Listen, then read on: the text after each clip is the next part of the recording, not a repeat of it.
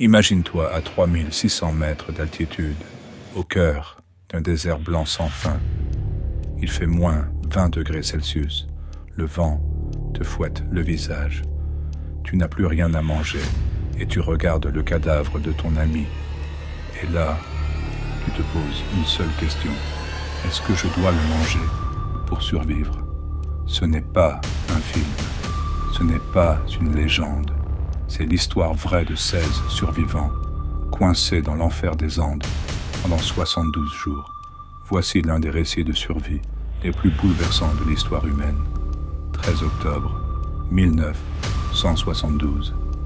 L'équipe uruguayenne de rugby du Old Christians Club embarque dans un avion militaire Fairchild FH-227D, direction le Chili pour un match amical.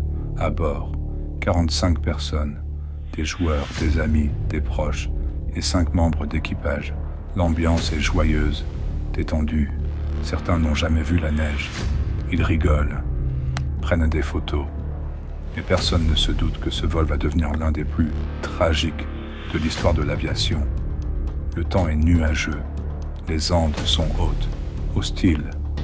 À un moment, les pilotes pensent avoir franchi la chaîne de montagnes et amorcent leur descente. Erreur fatale. Soudain, un choc. L'aile droite heurte une montagne. L'avion se disloque en plein vol. Une partie de l'appareil s'arrache. Les passagers sont éjectés. La carlingue glisse sur des centaines de mètres à travers la neige avant de s'arrêter brutalement. Le silence qui suit est glaçant. 12 personnes sont mortes sur le coup. D'autres sont gravement blessées. Les survivants se retrouvent en plein cœur de la cordillère des Andes, sans signal, sans carte, sans secours.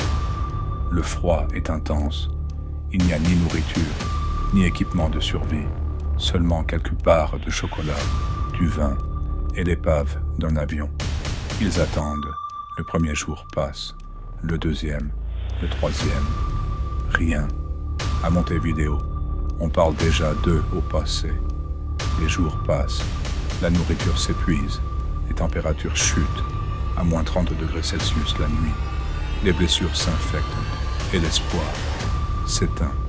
Les radios annoncent une nouvelle brutale. Les recherches sont officiellement abandonnées. Ils sont livrés à eux-mêmes, perdus dans un monde glacé, sans pitié. Pour survivre, ils commencent à manger le rembourrage des sièges, les bagages, le cuir des valises. Mais très vite, il ne reste rien à avaler. Et c'est là que se pose la question taboue. Ils en discutent longuement. Certains sont croyants, d'autres sont révoltés. Mais le froid et la faim ne laissent pas le choix. Les cadavres de leurs amis sont là, figés dans la neige. La chair humaine devient la seule source de vie. Ils font un pacte. Si quelqu'un meurt, son corps pourra être utilisé pour nourrir les autres. Pas par barbarie, mais par nécessité absolue. Ils le font en silence, dans la douleur. Chaque bouchée est un combat mental, une trahison de leur humanité. Mais cela les sauve. Comme si cela ne suffisait pas, une nuit, une avalanche frappe l'avion. 8 autres survivants sont tués sur place. Ils sont maintenant enterrés, vivants, dans la neige, à l'intérieur de l'épave. Il fait noir, il fait froid. Ils hurlent, s'étouffent, creusent la main nue pour respirer. Quand le calme revient, ils ne sont plus que 19.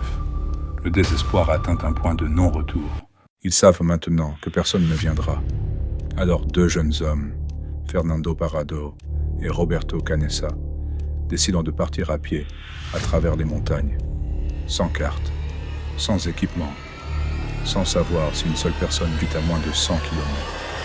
Ils préparent un petit sac, enveloppent leurs pieds dans des tissus, mangent ce qu'il leur reste et partent dans l'inconnu avec la force du désespoir. Ils marchent 2 jours, dorment à même la neige, traversent des pics vertigineux, grimpent des parois glacées. Le soleil brûle leur visage, le froid mord leur peau. Ils avancent pendant 10 jours, sans jamais croiser une trace de civilisation. Mais au bout de leur force, au bord de la folie, ils aperçoivent enfin un homme, un berger chilien, de l'autre côté d'une rivière. Ils crient. Le courant est trop fort, impossible de l'atteindre. Alors ils écrivent un message sur un bout de papier et l'attachent à une pierre. Je viens d'un avion qui s'est écrasé dans les Andes. J'ai 16 amis blessés. Nous avons besoin d'aide. Le 20 décembre 1972, 72 jours après le crash, les secours arrivent en hélicoptère. Le monde entier découvre avec stupeur que 16 personnes ont survécu.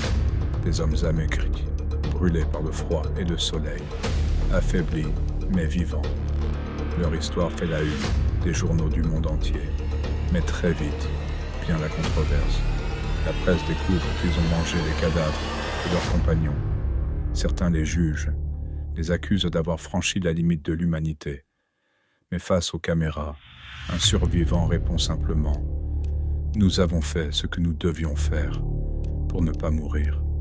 Les survivants ne sont jamais redevenus les mêmes. Fernando Parrado a perdu sa sœur et sa mère dans le crash. Il est devenu un auteur, conférencier, et a raconté son expérience dans un livre bouleversant. Miracle dans les Andes. Canessa est devenu médecin pour aider les autres à survivre. Ils sont restés unis, liés par un pacte au-delà de la mort. Certains n'ont jamais reparlé de cette histoire. D'autres ont raconté leur vérité pour que le monde comprenne. Ce n'est pas une histoire de cannibalisme. C'est une histoire de courage, d'amour et de survie.